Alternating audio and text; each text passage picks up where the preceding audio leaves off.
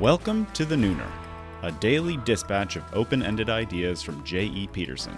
But you can call me Jordan. If you like this podcast, I hope you'll click whatever you need to click to make sure it consistently shows up in the crosshairs of your attention. The thought of you missing out gives me night sweats. Alright, here's today.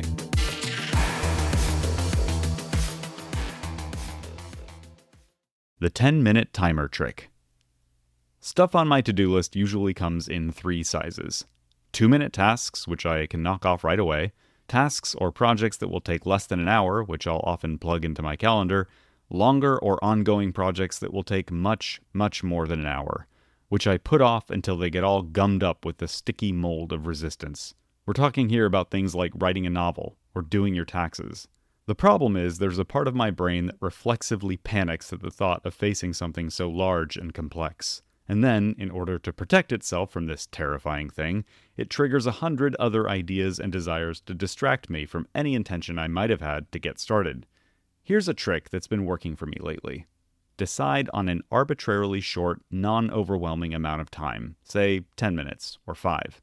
Set a timer for exactly that amount of time. Work on the thing I've been avoiding. As soon as the timer goes off, I'm allowed to keep working on the thing if I feel like it and if I have time, but, and this is very important, I'm also allowed to stop. The reason this works is because it dramatically reduces the size of the problem from the perspective of that irrational, panicky part of my brain.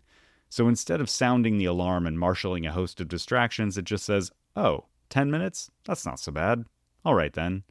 Let me emphasize that I did not invent this trick. I just remembered it recently and started to use it again, because I noticed that I kept sabotaging the efforts I was making to get to work on certain things.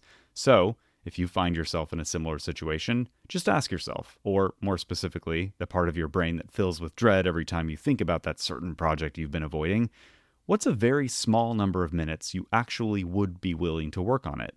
Then set a timer, which signals that you're serious about the boundary, and get started.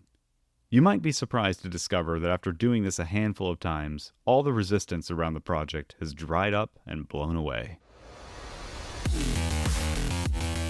Are you thinking about someone right now? That's probably a good indication that they might like to hear what you just heard.